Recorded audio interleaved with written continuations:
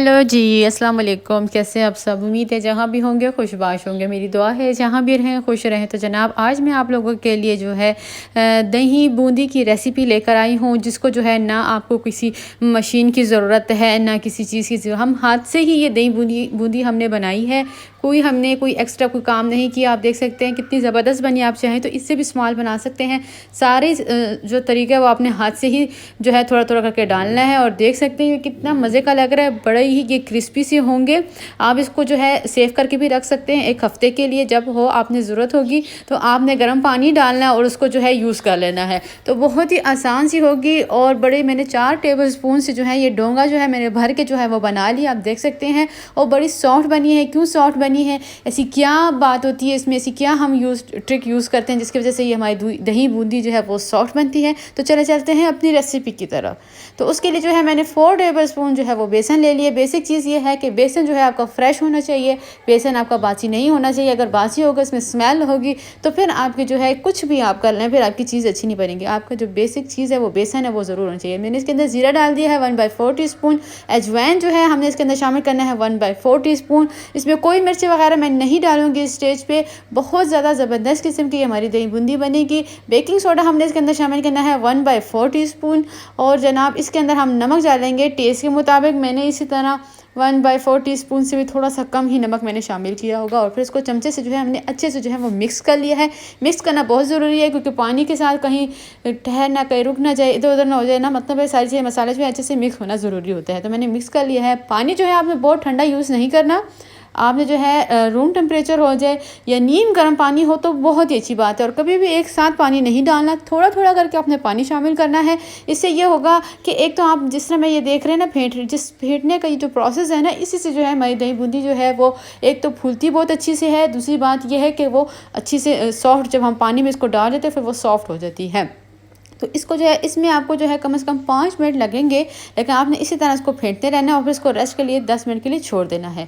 तेल जो है हमारा मीडियम फ्लेम पर है। और ये मैं हाथ की मदद से, आप देख रहे हैं मुझे नहीं ज़रूरत पड़ी है किसी मशीन की किसी चीज़ की। और देख सकते हैं कितने अच्छे से जो है वो फूल रही है। थोड़ा थोड़ा से मैंने हाथ की मदद से डालती जा रही हूँ और ये जो है बनते जा रहे हैं। तो मेरे चैनल को लाइक ज़रूर कीजिएगा, सब्सक्राइब कीजिएगा, बेल आइकन को दबाना मत भूलिएगा ताकि मेरे नए आने वाली रेसिपी आप तक पहुँच सके। पसंद आए तो अपने फ्रेंड्स में फैमिली में ज़रूर शेयर कीजिएगा और मुझे फीडबैक ज़रूर दीजिएगा कि आपको ये मेरी रेसिपी कैसी लगी। दूसरी बात ये कि आप जब बनाएंगे ना फर्स्ट टाइम भी तो आपकी परफेक्ट ये रेसिपी बनेगी। दूसरी बात ये कि बाज़ार की आप भूल जाएंगे। आपने कहना है मैंने बनाना तो घर पे बनाना। दूसरी बात है ज़्यादा मिर्चें आपने इसमें नहीं डालनी है।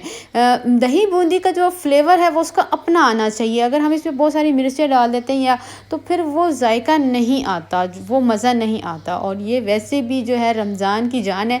रमज़ान में दही भल्ले ना हो, दही बूंदी ना हो तो मज़ा नहीं आता। दही फुल्कियाँ ना हो तो उसके बगैर तो रमज़ान जो है ऐसा लगता है जैसे रोज़े में जो हम अफ्तारी करते हैं तो अनकम्प्लीट सी लगती है। तो इसको जब हमने कुक करना है ना तो वो बहुत हाई फ्लेम पे नहीं करना। अगर आप इसको हाई पे करेंगे तो फिर ये जो है सख्त हो जाएगी, क्रिस्पी नहीं होंगी और अंदर से कच्ची भी रह सकती है। और इसका कलर जो है वो ज़रा सा ब्राउन होना चाहिए, तभी आप इसको निकालना है। लाइट पर नहीं निकालना। क्यों नहीं निकालना? अगर हम इसको लाइट पर निकाल लेते हैं तो फिर ये होगा कि हम पानी में जैसे ही डालेंगे ना तो उसका कलर बहुत ज़्यादा लाइट हो जाएगा, वो फिर अच्छा नहीं लगता। तो देख सकते हैं जिस स्टेज पे मैंने निकाला है सेम ये कलर आना बहुत ज़रूरी है, तब आप इसको निकाल सकते हैं। यहाँ पे इस स्टेज पे आप इसको निकाल के इसको आप फ्रिज में रख सकते हैं 1 हफ्ते के लिए। और जब मूड हो निकाला इसको और गर्म पानी में इसको आपने 10 से 15 मिनट के लिए छोड़ देना है और फिर आप अपनी दही बूंदी जो है आराम से इंजॉय कर सकते हैं। तो अब हमने जो है पानी ले लिया है। पानी जो है इसके लिए कोई नीम गर्म पानी की ज़रूरत नहीं है, रूम टेम्परेचर का पानी है ये। और ये मैंने जो है दही बूंदी जो है वो मैंने पानी में डाल दी है और उसको जो है आपने है 5 से 10 मिनट के लिए छोड़ देना है ताकि ये अच्छे से जो है एक तो इसका फ़ायदा ये होगा कि ये जब हम इसको छोड़ देते हैं ना, अभी किस कलर पे था और देख लें मैंने 10 मिनट बाद किया तो इसका कलर टोटली चेंज हो चुका है, देख सकते हैं आप। और इसको जब हम निचोड़ेंगे तो इस तरह आपने निचोड़ना है कि इसकी शक्ल ना ख़राब हो लेकिन इसका सारा पानी जो है वो निकल जाए। और सेकंड बात ये है कि इसका जो तेल है वो भी देख सकते हैं निकल है। मैं इतने अच्छे से इसको निचोड़ रही हूँ।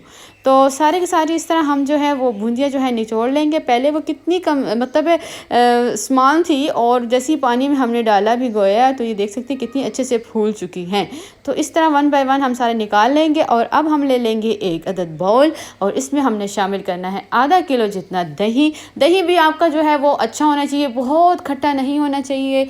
दही होता है खट्टा, बट बहुत ज़्यादा भी खट्टा हो जाए तो बासी हो जाए तो फिर उसका जायका नहीं आता। ये मैंने गार्लिक डाल दिया हाफ़ टी स्पून, इसी में मैंने काली मिर्चें पीसी थी, फिर मैंने गार्लिक, इसलिए इसका कलर जो है इस तरह आ रहा है।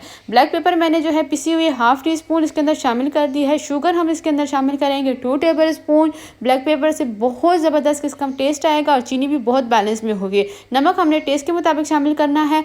और जनाब अब हम इसको जो है अच्छे से जो है मिक्स कर लेंगे। और इसके जो दही को फेंटना बहुत ज़रूरी होता है। अगर आपको दही को फेंटते नहीं है तो फिर दही बूंदी की जायका आपको नहीं मिलने वाला। ये आपको मतलब आपको इस चीज़ का ख्याल रखना होगा। तो इसको फेंटने में आपको 3 से 4 मिनट लगेंगे, लेकिन अच्छे से जब आप देखेंगे बिल्कुल ये क्रीम की तरह हो चुका है, स्मूथ हो चुका है, तो फिर आप इसको छोड़ देंगे। अब हमने जो दही बूंदी जो हमने बनाई थी, भीगी हुई निकाली हुई थी, प्लेट में डाली हुई थी, वो हमने इस बाउल में डाल दी है। और इसको जो है हमने इसके अंदर थोड़ा सा दूध डालना है 1/4 कप।